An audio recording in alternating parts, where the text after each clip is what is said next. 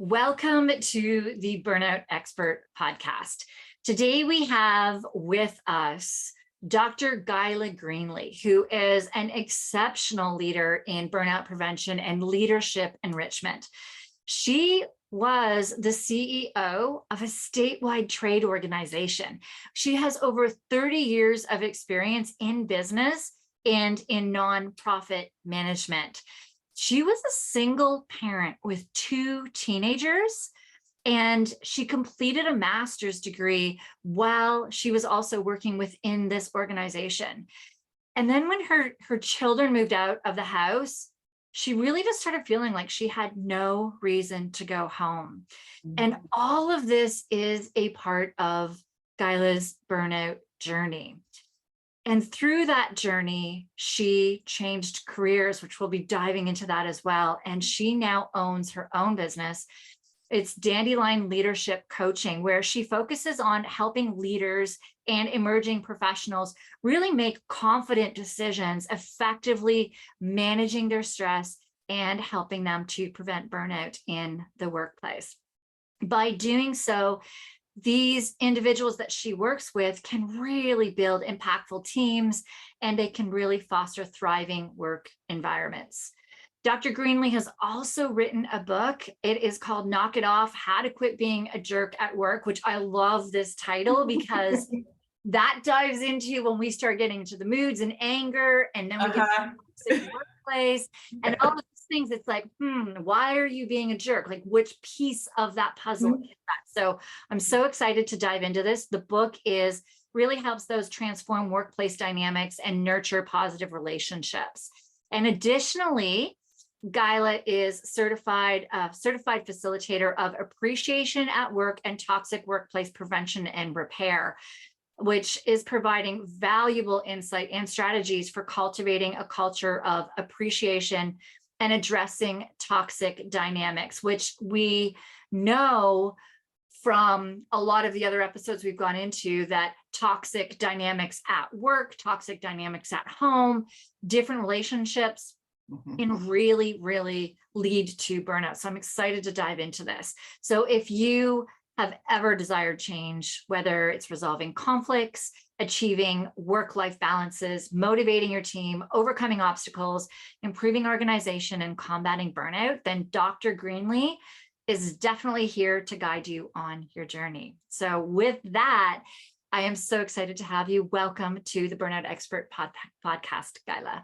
Thank you for having me on. I'm excited to have this conversation with you.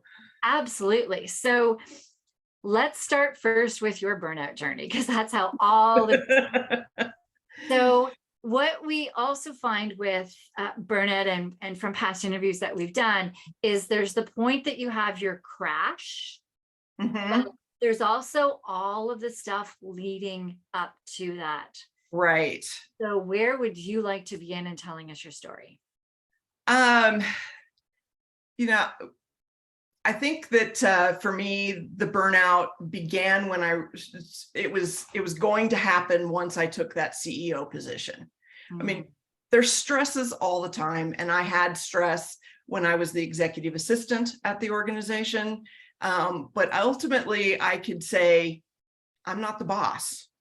That was my boss's decision. I did what I was told to do, and I could leave that at the door. Now, I did have some major stressors in that role because we had a toxic CEO for a while. And I even ended up in the emergency room seeing double, and went into, they did a CT scan and MRI and everything and found lesions on my brain. They thought that I had MS, and they told me that I was going to need to take some time off. And I had a panic attack when they told me that. And they said they thought that they were helping me by telling me that. And I was like, I may lose my job. And, I'm that single parent, with the 2 kids, and the only one responsible for the finances. And I'm like, I can't lose my job. And so they had me looking at what medications I was going to start taking for MS, and that just convinced that was the issue. And then a spinal tap came clear. I had no other symptoms, nothing else that can confirm it. and they decided that it was just stress. Mm. And it has been 12 years, I think, since that time, with not any other symptoms related to MS. It's been completely ruled out. This then when you were in the executive position before the CEO? When I was the assistant, because yes. You were already crashing then. I was crashing then, yes, because of the toxicity of my boss. Mm-hmm. And it even came to a point where I was still having headaches, but I was coming to work. The nurse said, you should not be working full days after the spinal tap and everything you've been through. You need to be working part days and you need to go home. So I told my boss that, and she's like, well, you need to make a decision. Are you going to do what the medical professionals are telling you, or are you going to keep your job? Wow. Yeah, yeah. And I went home, and I ended up coming in and quitting later, and I was doing some freelance work. And without me there, the board started realizing her toxicity without me there to be that buffer between her and the members, and they fired her and asked me to come back as a consultant and do their convention, because they're like, we don't even know what to do and how to do everything, and if you don't come back and help us, we won't have a convention. So I went back on a contract labor status, and everybody kept kind of twisting my arm to take that CEO position, and I was afraid to. Yeah. Go ahead. I was in that time that you stepped away. So as soon as, I mean, that's a huge decision. As you said, you're a single parent. Yeah. And moving to work.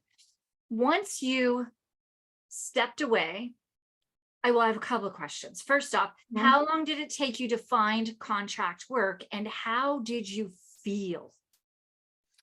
I actually was finding things pretty quickly. Not all of them were high paying, but I was managing to make enough to maintain my executive assistant salary. So you knew that you were going to be okay. Right. And when we look at your symptoms, then we look at all of those stressors that you had from the moment you stepped away and then you found out you're going to be okay. Mm-hmm. Where were your symptoms then? I didn't have any physical symptoms then. Like no gut, no sleep struggles, like your sleep. How was your sleep before?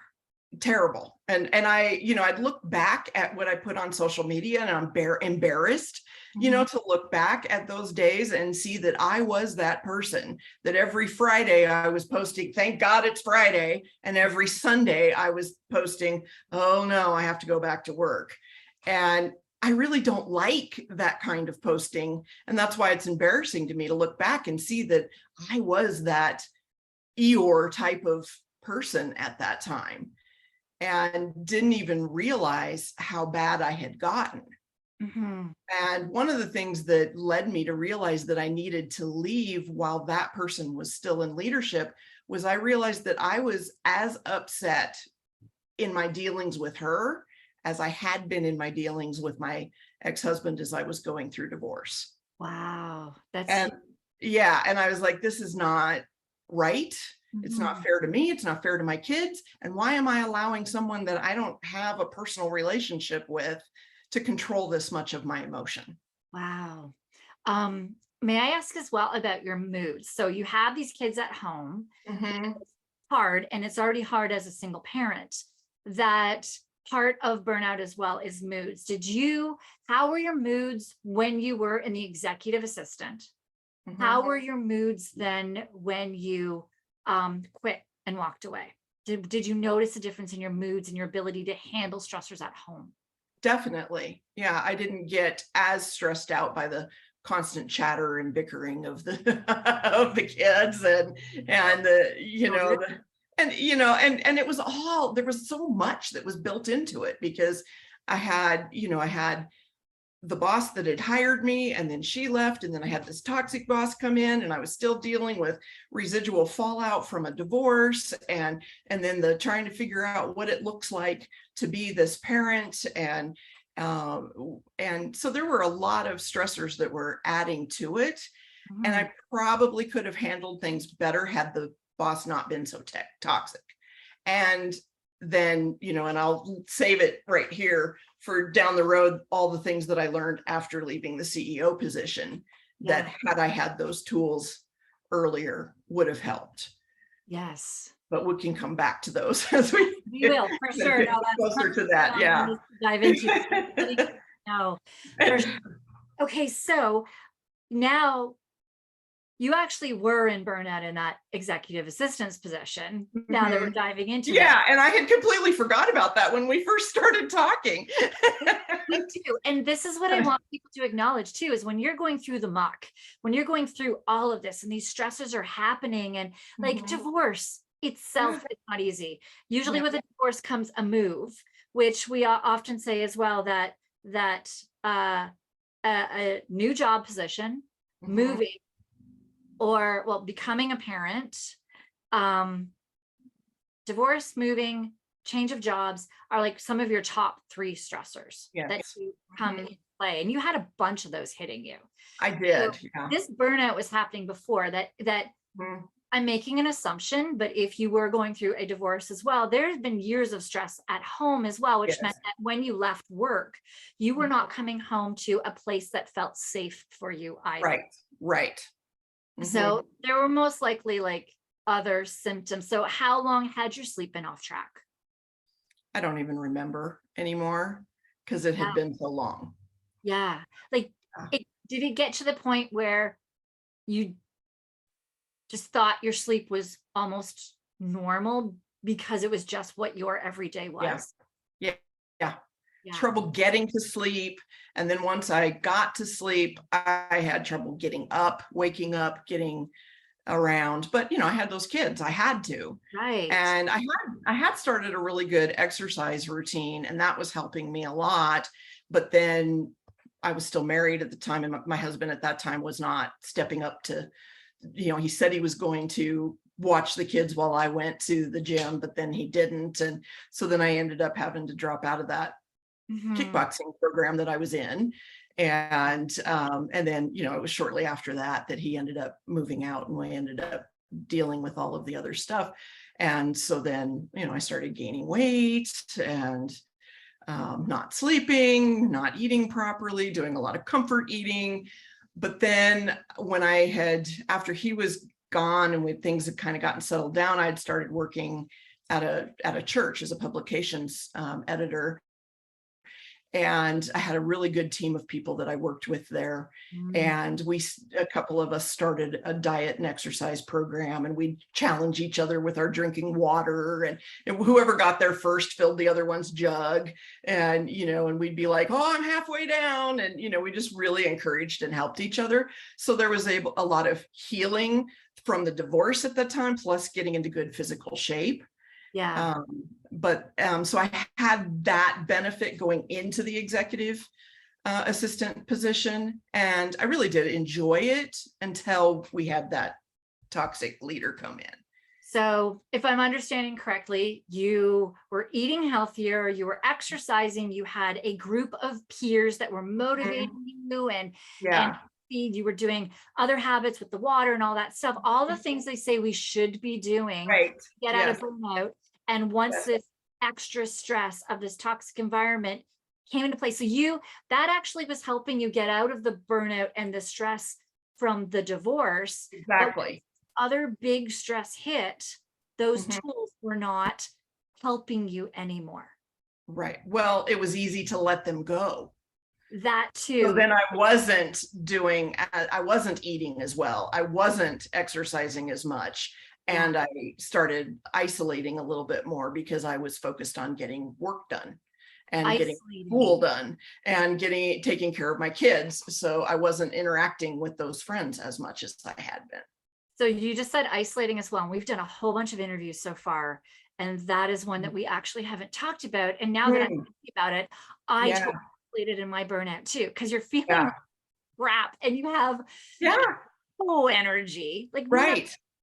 And you're tapped out that you just can't even deal with like I remember the brain fog that when somebody would speak to me, it would take so much energy to process what they just said and then Yeah. reply, that sometimes before I'd even reply, I'd forget what they'd even said to me, that I struggled to have simple conversations. Yeah, I isolated for that. Plus my moods, I was by everything, all the small things got to me, and that isolate, that's one that we have not mentioned recently. So I'm glad you brought that one up. Yeah, and it'll come up more as we get into the CEO part of things. So let's dive into the CEO part. So after leaving that executive assistant position and having a couple of months where I was doing my own thing and relaxing and stuff, then coming back to the association and being asked to apply for that role was, I really struggled on whether I should do that or not. And I had a lot of good counsel from previous bosses that knew my abilities, from friends, and I was encouraged to go for it. And I was told, you'll set the organizational tone, you'll set your boundaries, and you'll be as stressed as you choose to allow yourself to be. And so for a while, everything went really well, and I loved it. And I just dove right into that job, and I really did well with it, and I made a lot of new friends, and I grew and really enjoyed it a lot. But things from my childhood and that past of being a people pleaser, oldest child of an alcoholic, and and that always wanting to keep the peace and stuff, started to weigh on me because I did not set the boundaries that I should have set. So I was allowing myself to be available to my leadership at times when I really should have had some boundaries.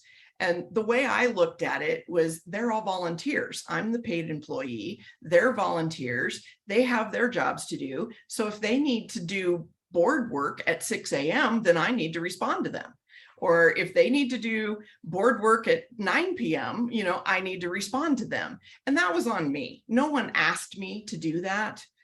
That was me forgetting to put my own boundaries in place. And not necessarily forgetting, just not ever being taught. Right. Yeah. If we are going back to, as you said, like a child's childhood trauma with an alcoholic as well, depending on what does happen. I know from like my own experience, it was where anger came out a lot, that I lost my voice. I learned that if I was quieter, I got yelled at. And also not wanting to do anything to rock the boat. Yes, definitely. Cause you to lose your voice. It can to be just, you're actually protecting yourself by not setting boundaries. Right. Yeah. Because you're protecting what you learned as a childhood, but as you're an adult now, see now that, oh, I'm not in that situation anymore. Right. Boundaries. So we didn't know, and we also use them as a protective mechanism. Yeah, that's very valid. And, my dad did end up getting help, and he has been sober for over 40 years. Amazing. But, I did definitely, as the oldest child, I felt it was my responsibility to help my mom, help my little sisters, keep the house clean, do my chores, make sure my homework was done. If I was the good girl, then nobody could be upset about anything and everything would be good. And then I carried that into my marriage, well, if I'm just thin enough, keep my hair long enough, keep the house clean enough, do all these things, then he'll love me. And, and unhealthy coping mechanisms. Yeah. I do want to switch the wording though on it being a coping mechanism and more of a protection. Good point. Very good point. That's the thing, like as well, this week, I know I was speaking with a friend as well. We were doing something and she was saying self-sabotage, and the coaches were like, it's not self-sabotage, it's protecting yourself. And we can even go into alcoholism and even look at it in a sense of their or somebody like smoking pot or doing drugs. They're doing it to numb themselves, which is very true. It's protecting themselves from That's true. something that's happened in their life. Now that does affect the other people around them, and it doesn't mean that the drinking or the drugs or anything is great. But when we start to look at it as to what are you protecting yourself from, it starts to change that narrative and allow us to look at that thing not as like a bad habit, even anorexia, bulimia. I'm reading a book right now that's totally talking about all of this. And it is saying all of these things. Anorexia and bulimia is usually protecting a part of you was in a trauma at one point in time. Yeah. Yeah. Once we start going, okay, what is this protecting you from? It changes how we look at it and how we work with it. Instead of trying to get rid of it, we start working on what it is it protecting and how do we it's protecting. So yeah, sorry, that went off a little. No, that's great. No, it's really good information. And yeah. But so I loved the job. I thrived in it. While my kids were at home, I loved my life at home. My kids had friends over all the time. We were always doing something. We also would travel and go out to the country for other events and things. So I kept a fairly good balance for quite a while. But then it was getting to the point where I was allowing myself to be available to everyone at all times. So then everybody needed a piece of me. And I felt like, I had my staff, I had local board association executives across the state. I had my executive team, and so I felt like I was facilitating everyone else and doing their job during the day. And then I would finally do my stuff after 5. And once my kids were out of the house and the last pet had passed away, then it became that, I might as well stay till 9 o'clock at night and get this work done. I might as well get ahead of the game. I might as well load my staff's desks up, so that when they come in the morning, they know what they're doing and they're all prepared. I've signed everything, done everything I needed to do. And then go home and take a little more work home with me and sit in front of the TV and continue to work. And that was not sustainable. Not sustainable, or even it's not fulfilling all of your buckets. It's filling one bucket. Right. Exactly. This job that you do love to do, and you love to see people, and you love to help your staff and be organized, and but it's not filling those other buckets. Exactly. That's exactly what happened. Yeah. And I used to love to do yoga, and I was doing that some, but I had pulled away from doing that. I don't even remember now why, but yoga was something that is still something that, when you're focused on holding a pose and you're focused on that one spot in front of you to keep in tree pose or something, you cannot be thinking about that email you need to respond to, or the phone calls that you need to make, or anything like that. You have to be in the moment. And so I have found that to be a very helpful and healing practice for me.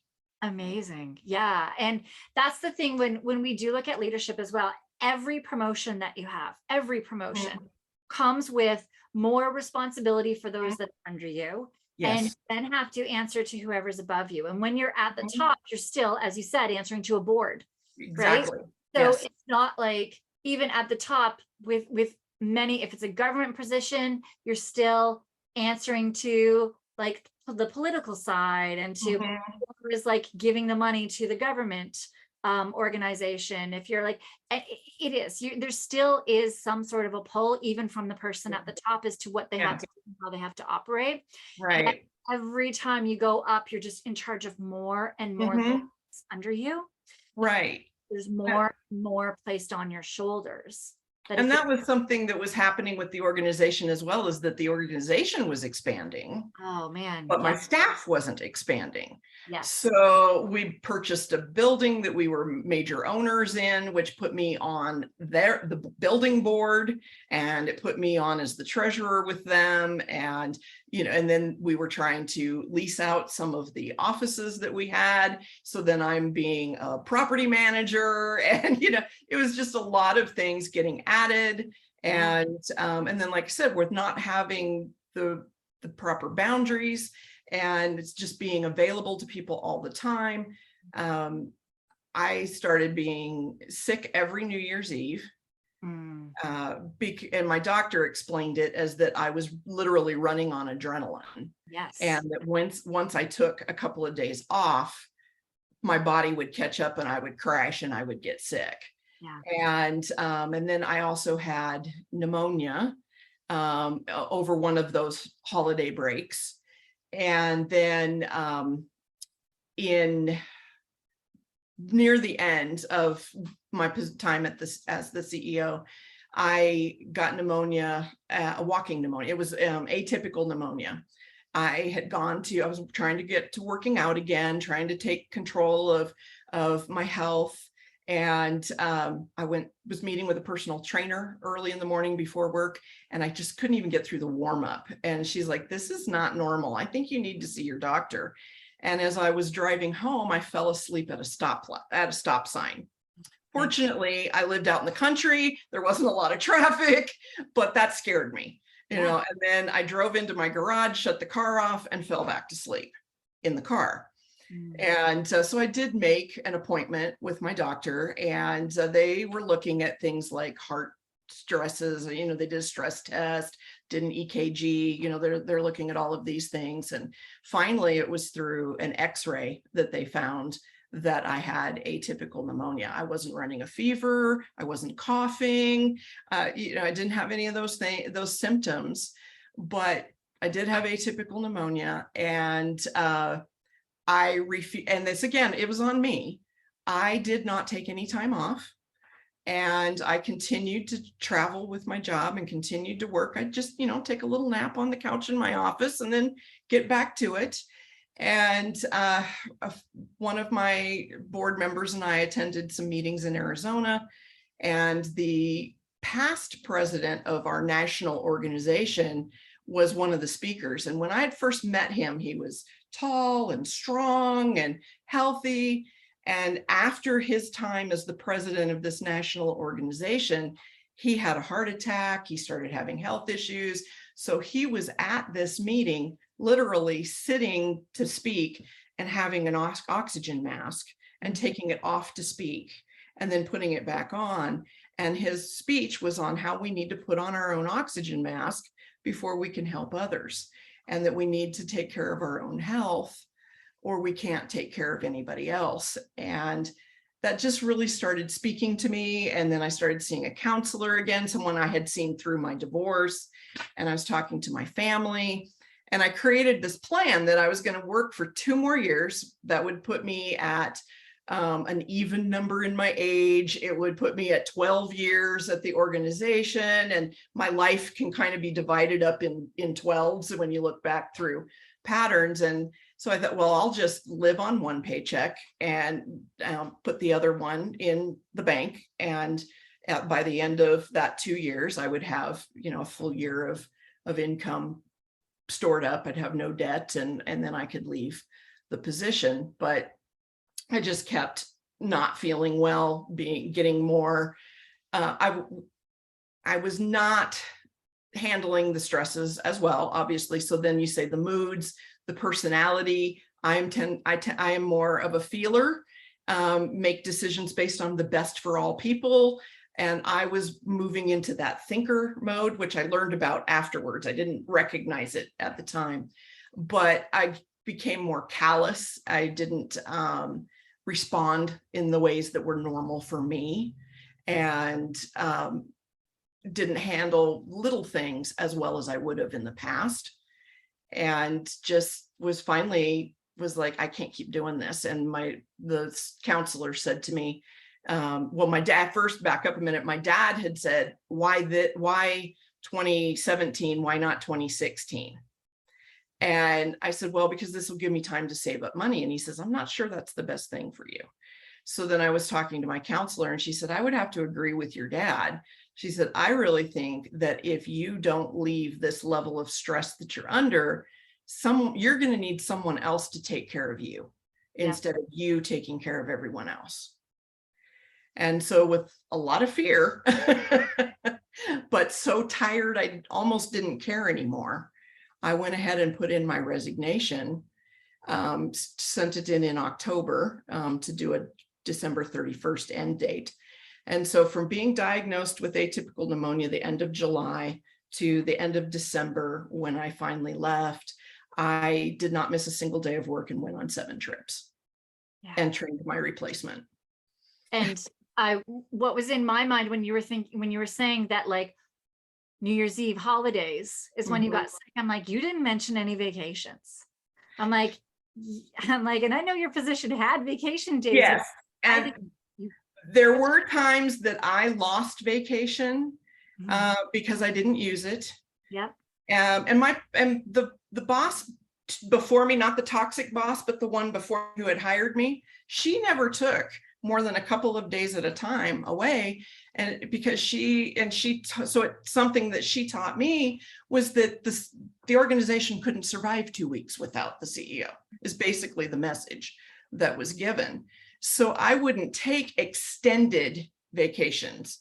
Yeah. I would take a day or two here, or a 3-day weekend. I'd take a day off to make a 3-day weekend. I'd take little bits and pieces here and there. But the final year that I was there, I had an opportunity come up. I'd done my master's degree in journalism, and I was at meetings in DC, and I was sitting, I had a little break and was sitting with a friend who was also on my board and looking at my emails. And I said, oh, one of my professors is doing a writers conference. It'd be really fun to get to go meet him, because I did my whole master's online. And then I looked a little further, and he was doing it in Ireland. And I was like, oh, well, I can't go. And she's like, why not? And I'm like, because it's in Ireland. I can't just drop everything and in 2 months go to Ireland. And she's like, why not? I know you have vacation you haven't used. She's like, do you have money and savings, right? And I was like, well, yeah. So she's like, apply, do it, because they only took 10 people. So I did. And within the hour, I was accepted in. And I was still only going to take that week. Yeah. And then my brother-in-law was like, why are you only going to take a week? You're going to Ireland for the first time. Take 2 weeks. You've got the vacation time. And so I did. And it was the most wonderful experience, and so peaceful and calming. I'd always thought I didn't want to travel internationally by myself, but I did. And it was fabulous. It was like one of the best things I've ever done in my life. Amazing. Yeah, I've done some traveling by myself. It's so fascinating. It's so much fun. Yeah, it's fascinating when you say this about the vacation and that, because as my business has grown and I'm bringing on team members, I make sure that we have operating procedures in place that if any of them are sick or any of them, and I'm like, guys, this isn't so that people will replace you. I'm like, you're not, like, they're specialized in what they do. Like somebody who's just, say, editing my podcast, I have my VA, all of that stuff. But I'm like, if you have everything written down step by step and the links that they use, that way you can go away. Exactly. That way you go on a vacation, and hopefully we can have stuff done ahead of time and be planned that none of us have to step in. But what if, and it happened to one of my employees as well, that one point where there was an illness with one of their family members. I'm like, go, we have your operating procedures. We will all, as a team, step in and take this for you while you're gone. But it's fascinating because I have to encourage them to take vacation. I have to talk to like, this is why we have these operating procedures. This is why they're here, is so that you can. But the mentality nowadays, it's the mentality. It's all over. And it's just that we have to, that, as I believe we're going to be getting into, is creating better work environments, less toxic environments. Is starting to change some of these mindsets. Of like, when you have vacation, take it. And that doesn't mean, for some, it may be helpful to do a lot of your to-do list and your jobs around the house, but give yourself also time in there to actually do something or go away, do a staycation. But a staycation doesn't mean you're still helping everybody else and doing it, checking your emails and all of that stuff. Exactly. And that was one of the things that I had to learn. And I did learn it through the burnout. And so it was that you need to truly regroup. You need to, and that means turning off the emails, turning off the text messages, or whatever, because that would happen. I'd take a week off and I'd get a text message about something going on and I'd instantly be back in and I'd be mad and stuff. And then one of the people that had sent a text one time, I was like, seriously, this was really at the end of the burnout, and I was not responding how I normally would have, but I was like, seriously, I can't even take a week off without you guys dragging me into your bickering. So I just wanted to make sure that you knew what was going on. I didn't expect you to answer. I just the loop. And I was like, an email would have been better because I turned my email off. And then I regretted that I had been so sharp with her. And that was so out of character for me. But that's where I was at that point, where the least little thing. Yeah. And at the time, though, I mean, you did say that you felt bad after. But are there times that you now look back at yourself in leadership where you would have sworn up and down that it was the other person's fault, that it was the other person doing something, but as you got out of burnout, you started realizing, oh, maybe that was me. Yeah, there was that too. How I responded to things, how I got upset about something that perhaps they didn't even intend it to be something to be upset. So for those that are listening right now, I do want you to start thinking about that. If somebody is bringing to your attention, somebody that maybe you're being a little more upset about things or more frustrated, and you're looking at them going, what, are you crazy? Like, this person did do this, or this did happen, and you're getting really riled up about that situation.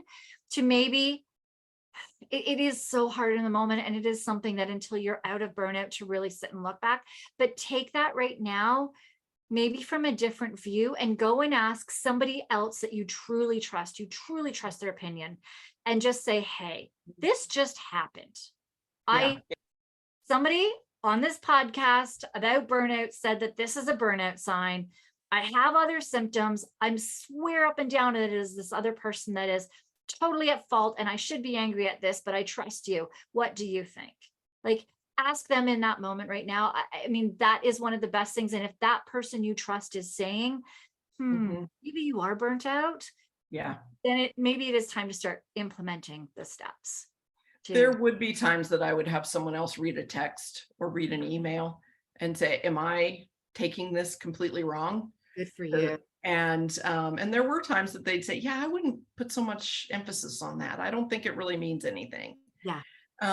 I'd still stew on it. I'd still have it going in the back of my mind. And I'd still be like, well, was that person right? Or am I right? Or, and it was harder for me to let things go. Yes. When I was in the depth of the burnout. I took things more personally. And then I ran it over and over in my head. And how should I have responded? How could I have responded better? Or, things like that. And I couldn't just let it roll off and move on to the next thing. Yes. And so for two things for that, one is social media. We find that, myself included, when I was in burnout, I needed to comment on people's posts. I needed to have my voice heard by these people, even though in other aspects I didn't feel like I have a voice, but on social media, I sure did. I was sucked and pulled in, and there'd be these long comments, and it was this whole thing. And the other part too is I also felt like I needed to control my environment more, the way people did things.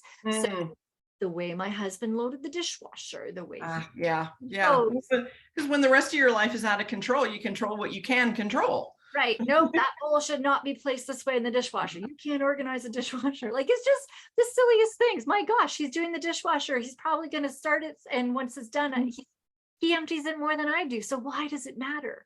Yeah. But yeah, it's burnout is amazing. Okay. So we have you now, you have gotten to the point in December where you have decided to step away. So I did step away with the intent of starting this business that I have now, but with a different name. And that was my intent. And I started getting business cards and I started getting things, but then I just found that I didn't have the physical energy to be doing anything. And I was sleeping a lot. And I was still overly sensitive to people's comments. And then I was thinking, well, I haven't accomplished enough. It's been 3 months since I left, or it's been 6 months since I left, or however many months. And I'm like, I need to make people proud of me. I need to prove that I had a good reason to leave and that I'm doing better things and stuff. And I mentioned it to one of my past board members when I saw him a year later. I said something about, well, I haven't done enough yet to be proud of me. And he said, what are you talking about? He's like, I have always been proud of you. For you were always an excellent person and an achiever, and you're the one that's putting this on you. None of the rest of us are thinking anything about what you're doing out there since you left. Mm-hmm. And I had to, and then I started learning more about burnout. I started realizing, this is really what I had. And learned that it can take a year or more to heal from burnout. They say a month for every year you were in burnout.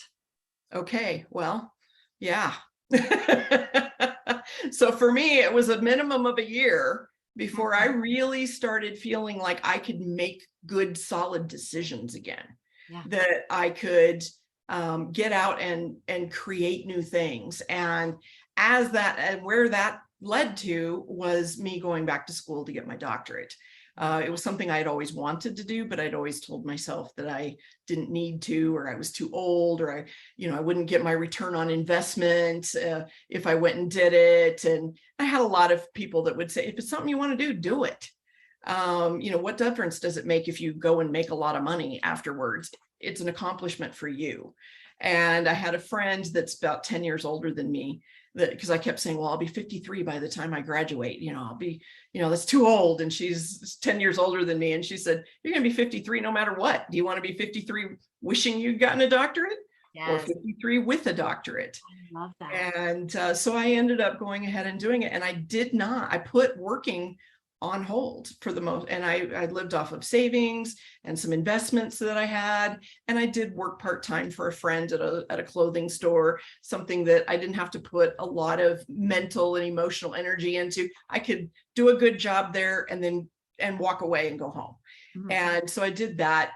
I'd call it my, pay the electric bill job, and that just helped me to be able to do that degree and write the book and things, and then be able to start laying the groundwork for the business I have now. But through that, I learned so much about myself, mm-hmm. and how I'm wired, what are my stressors, why they're my stressors, how I can counteract that or adjust my thinking or adjust my behaviors to not get to that in the red zone burnout or stress level, that I started realizing. And as I was going through my doctorate and specializing in leadership coaching, I started realizing, had I had a coach and had I had someone to listen to, because, when you're in a role like that, you can't talk to your staff. I didn't feel like I could talk to my peers. Too many people talk about it with other people, and the organization I was in, even though it was large, it was small, if that makes any sense. And then I really couldn't talk to my executive committee or my board members, because it would end up in my evaluation at the end of the year. Yes. And then I didn't have a spouse at home. And so I didn't have anybody that I could really talk some of these things out with. And I learned, as an extrovert, talking things out is part of what I do. And I learned that, and I beat myself up a lot for, I wasn't strong enough. I didn't, if I had been stronger, if I had better boundaries, if I had been smarter, better, whatever, I would have handled that job better and I wouldn't have burned out. Yeah. And one of the things that I learned is that extroverts' brains, they've done brain scans, and they've shown that extroverts' brains are connected to the talking process.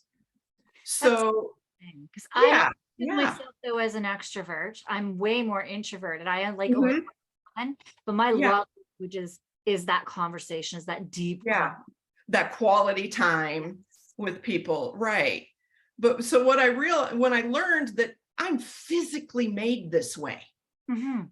that I need to talk things out, Yes. that gave me some permission, Mhm. to, and you still have to be careful with confidentiality and, just going on and on and on with never changing anything can be unhealthy, so you have to learn those boundaries and those balances. But when I learned that it was okay that I had needed someone to talk things out with because I was physically made that way, then I started to realize all of these things that if I believe that if I had had a coach, if I had had that safe space to talk things through, Yeah.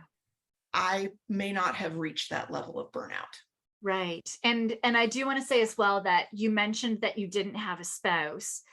The Mhm. thing though is that our spouse, even if we do have one at And home, that's what, yeah, yeah, they may not understand. Like, so you're in a CEO position, same thing. Like, so I'm an entrepreneur, my husband's a police officer.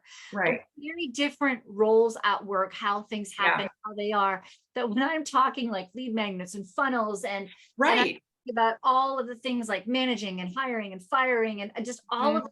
this that is encompassed, like all my payroll and all of these things, sometimes his head Mhm. just spins. And as much Right. as I'm trying, that I do find that having that coach that Mhm. understands my entrepreneurial side Right. and all of the struggles that an entrepreneur can have Mhm. is Mhm. very important. I also have somebody, because I homeschool a 2E child. So Mhm. I also have somebody, I have a network and a group that helps support for that, because unless you have a 2E child, you you don't know what it's like. Like I thought Yeah. it's like, you know, I had neighbors with an autistic child or an ADHD or like different things. I'm like, I get this. But now we're getting to like ODD and PDA and all these different things that go along with this 2E giftedness, where like my son's brain goes so friggin' fast that Yeah. I have to put instructions for homeschooling on video so he can 2x the speed so his brain can do it, because if I go too slow, he can't manage it.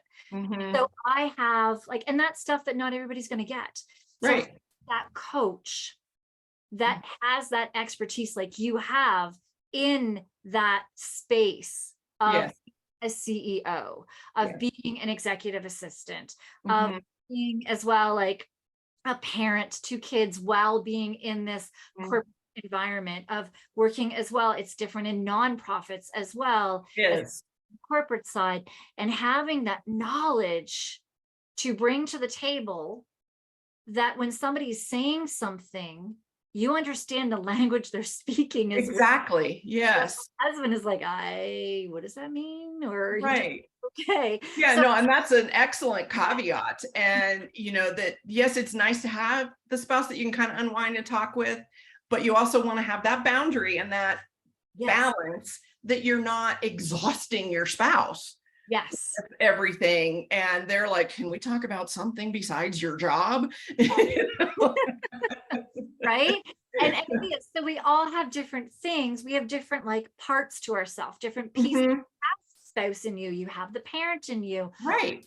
have the career person in you, Yes. Yes. all different people, and getting a coach to understand those different types of people.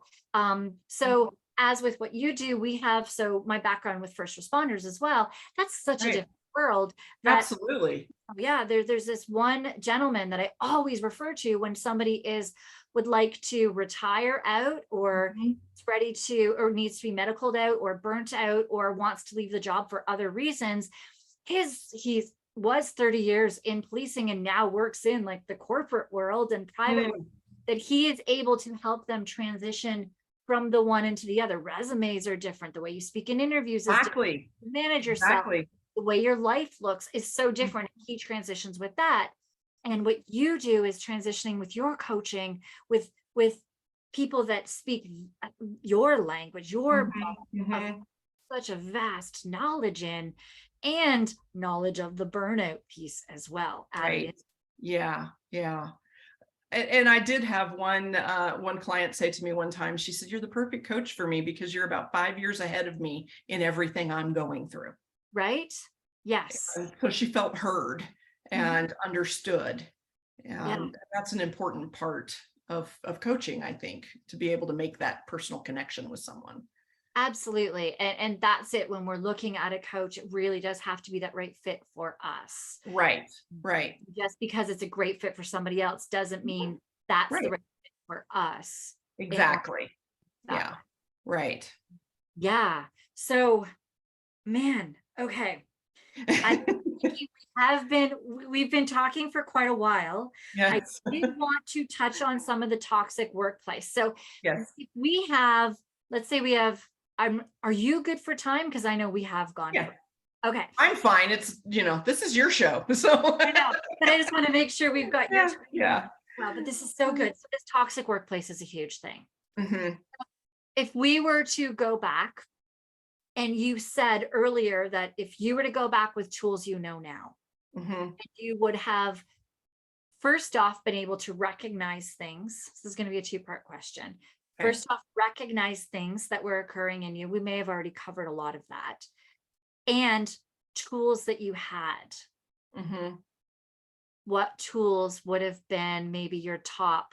Well, I guess it depends on what's going on, but with you working with clients, are there certain tools that come up frequently Hmm. that really help your clients? So two-part, what would you have seen differently Hmm. that you now know with what you do? And what tools are really helpful in a toxic workplace or a leadership workplace? Okay. So one thing, towards the end of the time that I was at the association, we were doing some leadership training, and I had always found that love languages really helped me in my personal lives. And I was wanting to know, how can I incorporate this in the workplace? Do this. And I didn't have anything at that time, but as right at the time that I left, I found the 5 languages of appreciation in the workplace.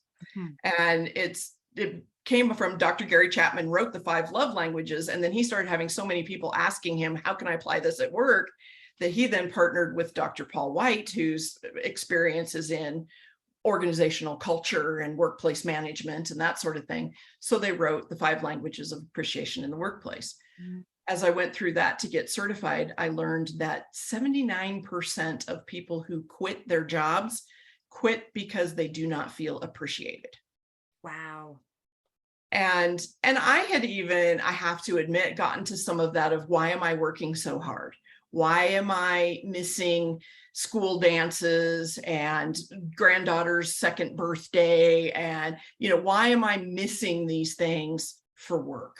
Why Yeah. am I putting so much of my personal life on hold to be able to do this job really well? So then I started getting a little bit of resentment. Hmm. And I know that people did appreciate me, but when you're in that burnout phase of things and you're tired already, and then you start looking for the slights. I mean, you don't maybe consciously look for them, but you become more sensitive and you start thinking, oh, well, they don't really appreciate me. If they only knew how much I'm doing, if they only knew how much I'm sacrificing, you know. And so by learning those appreciation languages, and that it's everybody feels appreciation in different ways. Like I may be speaking words of affirmation to you all day long, and maybe that's not what fills you up. Yes. Maybe it's acts of service or something. And so it's that giving authentic appreciation in a way that the other person best receives it, Hmm. that can fill that emotional tank, Yes. and keep them moving forward, going, okay, when we know we're appreciated, it's easier to kind of release some of the stress, because we know that we have a common goal and we know that we're working together and we're all appreciating each other. Amazing. So that's one phase. The other is that once I knew that and started meeting those people, then I started getting into a group of people that someone said, hey, have you ever heard of Type Coach? I think you'd really be interested in that. So I started looking into it, and it's based on, it's a personality type based on the Jungian personality types, which Myers-Briggs does. But it takes it to a different level of doing more of an adaptive communication. And so by learning about our own personality and learning about the other personality traits, we can start to adapt our communication to be most effective with other people.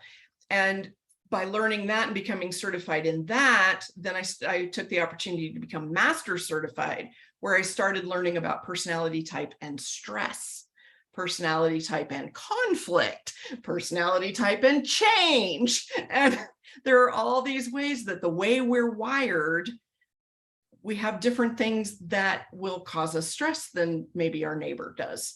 Or different ways that we respond to things, different ways that we're challenged. And when we understand those things, we can give ourselves more grace.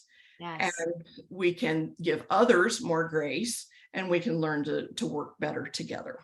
Absolutely. And that's so fascinating that you say that too, about all the reactions to things as well, because so my son's nervous system is stressed. That's of part of the issues that we have, which is fascinating because I work on nervous systems. So he's not as heightened in states as many of these other kids that we deal with. But the other night, and he's been doing so well at just instantly going from 0 to 100 with like mad. And but something happened the other night, and my husband just went into his room to say goodnight, and he yelled at him. And so we know that's his nervous system kicking in that put him from 0 to 100. Mean to at all. He's not mean to. Right. We're working on it, but my husband, because of certain, well, this is a like, I guess a trauma thing, like growing up, he fight or freeze. He freezes. So that would be part of too, how people are under stress and people are under right. So he shuts down, but upstairs muttering, and then came into the room and kind of closed the bedside table a little bit loudly, which is something he never does. Like my husband is the most gentle, calmest man. But that was his like freeze. And then he's like, oh, like kids yelling at me too. And that was getting him riled up. And then I got upset at him because I realized I was protecting my kids because of being yelled at from my childhood. Right. And so 3 different reactions. Right. And I realized it. And the next day I spoke with my kids about it and explained to them. I was upset because our bedroom is right beside my one son. He heard me yell at my husband. This is why I yelled. This is why I yelled. This is what happened. This is where we're doing. And explain it to my husband the next day. And that's something too. He's working on dealing with the freeze part. And my other son, we're also acknowledging The Gap in the Gain, being one of my favorite books, where we often, as goal-oriented people, are only focusing on the end goal and missing all of these gaps, like all of the steps getting there, and how much progress son has made. We need to acknowledge how much progress he's made with the system. And I've also been working on that protective part in me with that community. So, and all of that would show up in that stress result that you're saying too, so that we know how to be working with each other instead of me getting mad at him when he exactly stuff. So it's so fascinating in really understanding all of that. And I do that when I hire people too, is I get them to do one of those tests to see what's their personality like, how will I need to be communicating with them, working with them, work, which makes for such a better business environment. It really does. And I did use some of that with my staff, and I found that I was the only SJ. So when you get into the temperaments, the SJ temperament is responsible. That's their number one driver. That's what makes an SJ keep getting up in the morning, is that need to be responsible and be seen as responsible. Well, then all of my staff were SPs. So we all have that sensor where we're detail oriented, we take in from our senses and we take in all that raw data, but the perceiver has a totally different relationship to time than the judger. And so then when you put it together as the temperament, the SP temperament are the experiencers. Yes. So they want to have experiences along the journey. They want to have some fun while they're getting things done. They're more laid back. They're like, yeah, we know the deadline's coming. We'll get it done.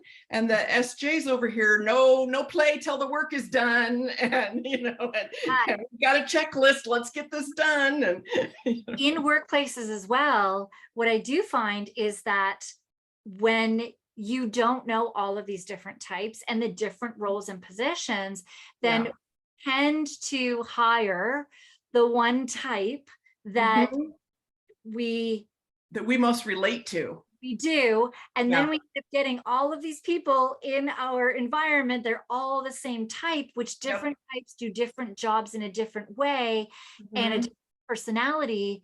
Right. So we end up getting these people with a certain type in the wrong position as for their personality type, or we're dealing with them wrong. Or like, if you have everybody of one type, then you're missing out on different views and ways and doing that can really excel a business as well. Exactly. And that's it. We talk about a couple of things when I do the type coach trainings, is that one, all types can do all jobs. Yeah. It's just, it's like we all have a right hand and a left hand. One we prefer and we're better at. But if we practice, we can use that other hand a lot better. So in a role that maybe we might not think somebody would be suited for, if that's an interest to them and they want to put the effort into stretching and getting better at it, they can do the job. The other thing is that we make assumptions about other people based on our type. So then we can get angry with people, we can get frustrated. And the majority of conflict that happens in a workplace is because of a difference in type. Yeah. And that we're just approaching things differently. We're seeing it differently. We're reacting differently. And then to what you said about the hiring the same types of people, we're so focused on having diversity in our workplaces, and that's important and to be celebrated. But we also need to look at that neural diversity. Yes. And make sure that we're getting that kind of diversity in our work teams as well. Because when you get different types looking at one project from the viewpoint, the way that you can all work together and strengthen that project is phenomenal, instead of everybody having one lens and looking through. Right. Yeah. And that's some of the stuff that I do in my trainings, is how do we have effective team meetings? How do we innovate? How do we do all these things with the different personalities, and how, and using these different personality types to be more successful? Yeah. And so just a quick example is popping in my mind too, is parenting. Yeah. It's fascinating. I've used it hugely as a parent. Right? Like, you think that, I don't know, I always grew up thinking that whoever I married is going to parent the exact same way I do and have the same strategies and all of these things. And we go in and we don't, partly is based on the way that we were parented, and we either like or don't like, mimic, not mimic, but also our personality types, as you said as well, like how it's fight or flee. How do we handle in stress? How do we handle in all of these different situations? How do we handle in our way that we communicate? How do we handle in the way we're appreciated? Are so different that even the way we view our kids. So one kid may have a love language that one of us has, and we feel so appreciated by this child, and the other parent doesn't, because love language being experienced. So just, it's so fascinating how all of this relates to like careers, as you're doing, and personality with our kids. Yes. I find as well, like the love languages where I brought it in my practice is working with first responders and my husband. Like, we were crazy. And when they come home, they are beyond exhausted, and these kids want their love tank filled. Yes. And so my husband used to kind of get frustrated because he would try to sit and play a game with them. My one son's all in it. He's sitting there, he's in it, he's engaged, he's right there because he's quality time. Quality time, yeah. My other son, though, fidgeting, he's all over him, he's climbing all over him. Physical touch. Physical touch. So my husband started to realize that if he came home and asked my one to play a game, and the other one crawled all over him, and in between his turns, he would kind of like, give him hugs and, playing with him on the floor and doing all that stuff. Or he comes in and he gives him a high five, or he makes sure that he hugs that child. The other one, he has to ask the child how his day is. And he starts realizing very, very quickly how to fill these two kids' buckets. And once these kids' buckets are done, they're off. They go And then my husband has space to breathe and has this moment to be like, okay, Yep. Yep. but instead of him being frustrated and, oh my God, like, why is this kid crawling all over me? I'm trying to do this with this one, and getting frustrated and making it this moment actually stresses them out more. And then they're not getting their love buckets filled. Yep. And then they want more time with him, and he doesn't have any downtime. Right. So that's been huge in helping them as well from that. I didn't actually know that they had the leadership one. So They do. Yeah. And they even break the assessments down into a lot of different careers. And so they do have, I think they have just done one for I think they might have one for first responders. I'm not positive on that. I know they have for like military, teachers, ministry. They just released one for dentists. Read so I've done the adult one, the child one, and I've read the military one. And the military one, what I found the most effective actually was the adult one. But looking at it, because the child one, my brain just kept going, and it was almost it didn't engage me enough. But what I did was took the adult one and went, okay, how can I work this with the kids? How can I work this with kids now? And I've taken the adult one as well. I didn't know there's a leadership one. And with a lot of some of the first responders, as they're going into leadership, we've worked in that and figured out, okay, how can you do this with your crew? How can you find out what their love language is? So really curious now read this. Yeah. Appreciation at work. There's a website for that. I'll check that out. I'll put that in the show notes for sure. All right. This has been absolutely amazing. We do need to be mindful of everybody's time who's listening as well. Yes. Super helpful. So before we go, two things. One is links that people can find you, and we do have those in the show notes, so people can go into the show notes and find those. So first off, how can people find you? I'm out in all those places. I'm on Facebook, LinkedIn, Instagram. I have a YouTube that I haven't done a lot with yet, but I'm working on getting a little bit more onto that, but all through Dandelion Leadership Coaching. Dandelion Leadership Coaching. Okay. If it's down in the show notes, so just pop down there. It's there.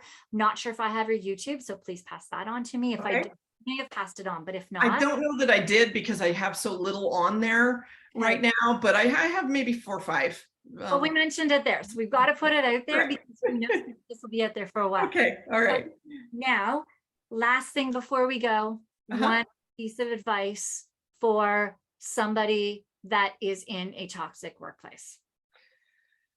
I'd say, ask that question of, where is the toxicity coming from? Is it coming from the leader? Is it coming from a coworker that just grates you wrong? Are you contributing to it somehow? And then once you kind of identify that, what can you do about it? Is there something that you can just stop engaging in some of the conversations? Some people can't talk about politics or certain things. And if you can just try to avoid those topics, maybe it'll kind of even some things out. But if it's a toxic boss, is there an avenue for you? Is there some place that, what is your company's policy? Can you go to a supervisor and talk to them about the issues? Can you go to someone else and just say, these are the issues that I'm seeing, what can we do about this?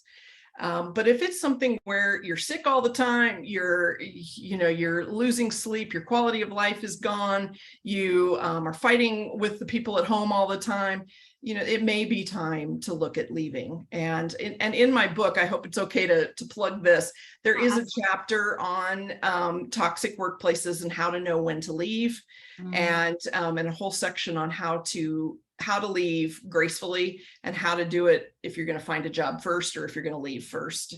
So there's a lot of good tips in there.